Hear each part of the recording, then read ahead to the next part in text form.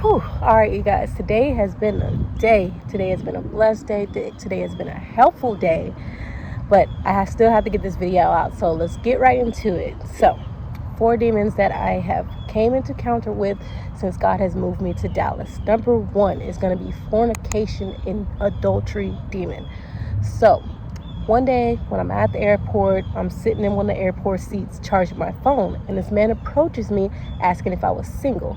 I was a bit uncomfortable by his energy and uninterested, so I responded, yes, I have a boyfriend that I'm sitting here waiting for. He then continues the conversation, and so he takes the conversation to the point where we're talking about how I'm celibate and I'm waiting to marriage. For some reason, this triggers this man to where he gets to this angry point of trying to convince me that if I'm dating any man, doesn't matter if this man is following God, he is not going to wait until marriage. So I simply responded that he didn't truly believe that God can show you whether or not someone is your kingdom spouse.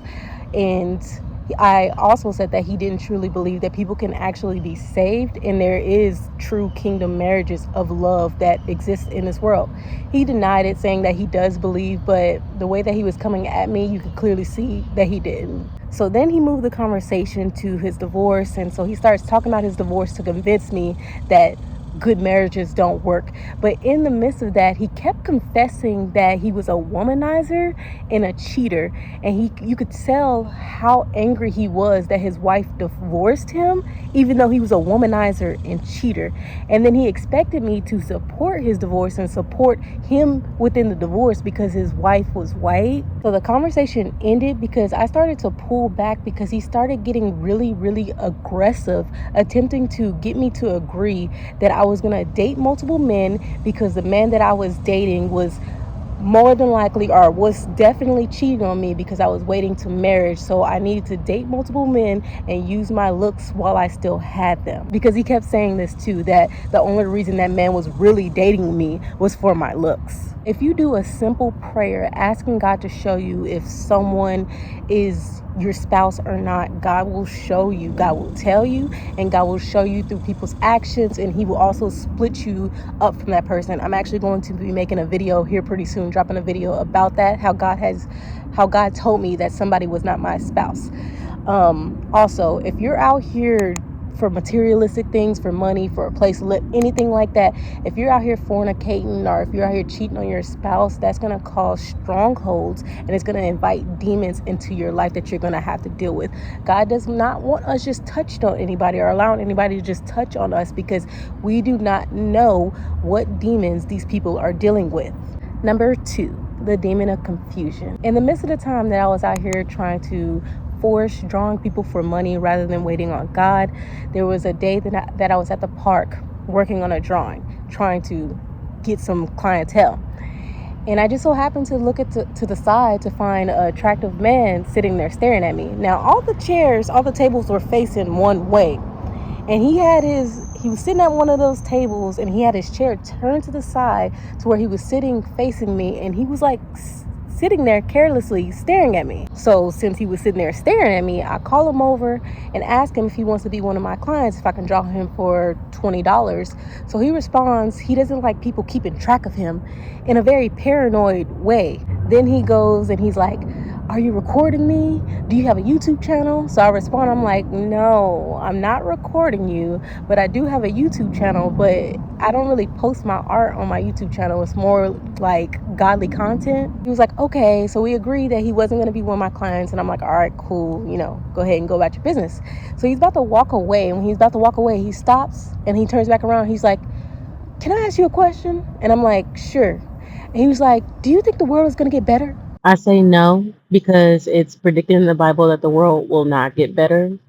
So then he responds, he says this word that I cannot remember, you guys. It was some man-made word that it ties up with the Israelites. And he was just like, you don't think that since the Israelites were able to come and change the world, you don't think there's going to be another group or another person that's like that's going to come in and change the world? Then I responded and I was like, yes, I believe there is going to be somebody that comes back and changes the world. I was like, it's going to be Jesus Christ. And I was like, but he's not going to be coming back to make the world a better place. He's going to be coming back to send people to heaven and hell. So right when I say that, he kind of makes a look, then he smiles with like a smirk and in a weird way, like I don't know what I'm talking about. And then he says either he says okay or he says thank you, and then he just walks off like I have no idea what I'm talking about, that like I'm oblivious to everything in the world. So when he walks off, God gets right in my ear and God's like, he's trying to confuse you. And I'm like, oh, okay. And I was like, I'm not gonna sit here and think about what he just said and take offense to it. I was like, I'm just gonna sit here and pray. That's what I did. I prayed and I rebuked what he just tried to do. And more confirmation of that's what he was trying to do was he went back to that seat and sat there and started monitoring me again. And so when I look over there again and I see that he's monitoring me, he tries to look off like he's deep thinking. He's that's all he's there for. He just want to be a deep thinker, and I should be following him because he's just a deep thinker and he knows what he's talking about. But I just look, I'm like, I already rebuked you. You good. And he sat there and monitored me until I started kind of packing my stuff up, and that's when he left as well. Y'all, the weirdest stuff happens to me. While we're in this world, we need to be in our Bible, and we need a true relationship with God, because God has given a lot of people over to the spirit of delusion because they're running from the truth.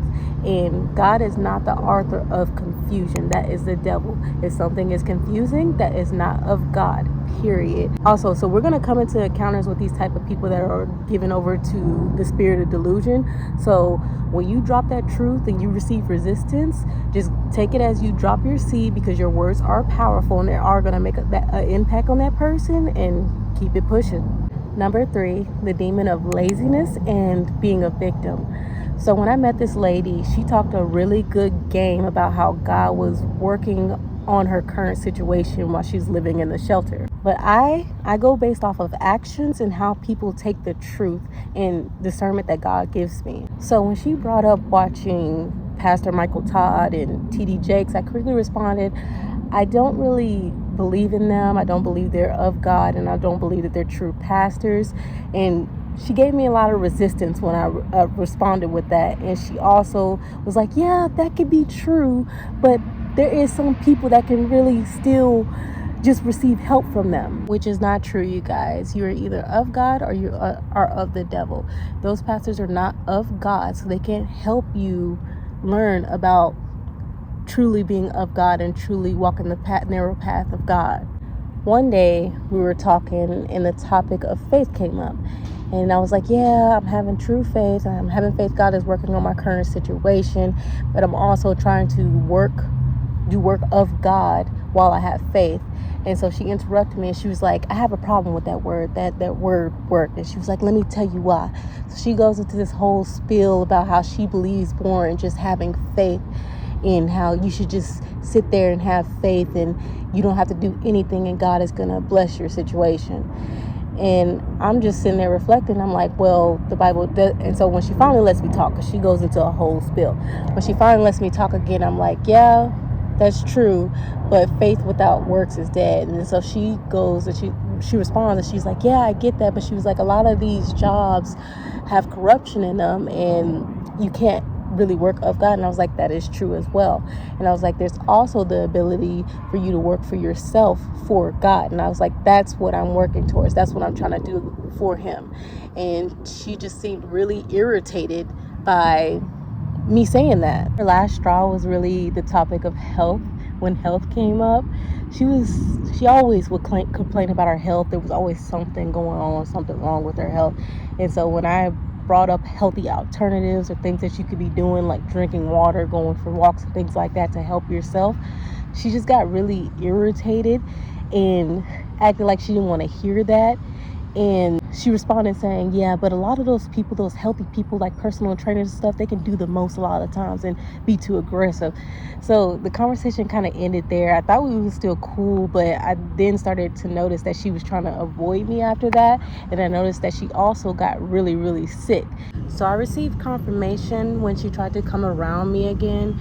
And when she came around me again, she started doing little condescending jokes where she would like call my hair nappy, or when I got sick or my allergies started acting up, really whatever that was, she like went into this little low rant where she was like, yeah, you thought you couldn't get sick, huh? You thought you were too healthy to get sick. Just doing little weird stuff that just made me confirm, like, yeah, I'm just gonna have to limit my time around you.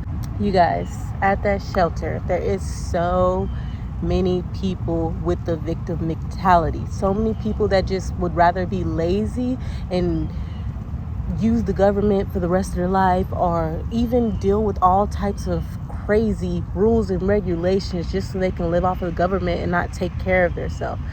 I get not wanting to work these normal 9 to 5 jobs because 98% of them have a whole bunch of demonic people, a whole bunch of demonic roots in them. But if you truly believe, you will believe that God can help you work for yourself for him. There's a lot of people in the shelter that try to say that what they're going through right now is just like their Job season. But you guys got to understand that Job, when he was in his season of dealing with all that he was going through, it was stuff that was happening to him and he was innocent. He wasn't causing things to happen to him. Like, there's a lot of people that would be like, yeah, I got diabetes, yeah, I need to go to the hospital, yeah, I'm really sick, but they're not drinking water, they're not eating healthy, they're not taking care of themselves, they're not exercising, things like that. That's not a Job season. Number 4 is going to be a demon witch. So this lady that I met, she was a part of the art program that I'm a part of. And I remember the first day I met her, she tried to keep it together, tried to keep it low key, but the longer that we were together that day, I could feel the tension that was coming from her. So within that first day, I was able to learn that she was Catholic. She went to a Catholic church. And I do know that when it comes to Catholicism, that it ties really close to witchcraft. There's a lot of close connections that they have there. And so the next day, we go to a museum and we go check out the museum. And so within the time frame that we're at the museum, I was able to get confirmation that she has something against me for my beauty, for my artistic abilities, and also the spirit that's working through her was making her an enemy to me. So throughout this day, she's doing a lot of trying to check me. Like, I'll say simple things, she'd be like, what do you mean by that? What do you mean by that? Just trying to make everything that I was doing a problem. And when we got back to the studio, she went full-fledged of showing like what she believes in, saying a whole bunch of just witchcraft terms, talking about the moons and trying to like involve us all in it. Like, you guys, we're living in a red moon, and today is the red moon, and we're gonna be feeling this type of way, just doing a whole lot. And then there was another young lady there that was volunteering from her college, and it was like her birthday, so she had made the girl a tarot card birthday card, and she tied it to her zodiac sign. And when she said that, she was like, yeah, I also do tarot card readings if you're ever interested. A lot of the art that she also makes has to do with the Bible. It's like the creepy version of it. Like, her next painting is going to be the painting of the massacre of the kids, and like the way that she describes it, it's just like, yes, it's in the Bible, but she does like she comes from like a creepy version of it. Like, I'll say the version of it, and she like come from like a really deeply rooted creepy version, and that's like kind of how all her art goes. And like, even one of her paintings is about when Jesus was on the boat with the disciples, and there started to be like the waves and stuff started getting crazy. And the way that she describes, she's like, yeah, Jesus spoke to the wind. Like, it's just like, yes, that's what Jesus did. He calmed the wind, but it was more about Jesus speaking to God to get that to happen, rather than the way she's trying to do it. Like, we should be able to have these powers here on earth where we're just doing, it's just very, it's crazy how people can take what's about God and transform it to something dark and creepy. And that's what she does a lot. And she tries to enforce us to be involved with her beliefs, which is very, very creepy. God is showing me with her that it's a lot of confusion, and she's mixing a lot of worldly thoughts of her own thoughts with who God is. It's just a whole lot of confusion there. So I'm really gonna just sit back, and if God wants me to do anything, if God wants me to say anything, just to be a sword of truth when it comes to her, to just basically just plant seeds and move on, because honestly, we don't change nobody. God does it, and we're just there to plant a seed. And I ain't trying to get all into it. I'm not going to debate with her. I'm not going to argue with her, because that's not what I'm called to do. But if God calls me to say something that I need to say, because that's what I've been noticing too, he'll just like have me say something. Even when it came to me saying that I'm a Christian artist and I get visions from God and stuff, I was called to say it, and I was really uncomfortable saying that, because she was making it an uncomfortable place to say it. But I was like, yeah, I need to go ahead and say this, because it's just little pieces of truth that need to be put out there as seeds planted.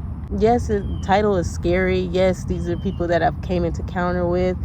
Yes, I'm out here with only God, but I'm very much protected, very much not fearful of none of this, and very much God will just show me what is about. We're basically running together, and I'm really just leaning on him for understanding, because there is a lot going on out in this world, a lot of confusion. So really got to stay prayed up, really got to stay in your word, and really got to stay talking to God to stay on this narrow path. But yeah, that's all I have to say for today. Thank you guys so much for watching this video, and I'll see you guys in the next one. Peace.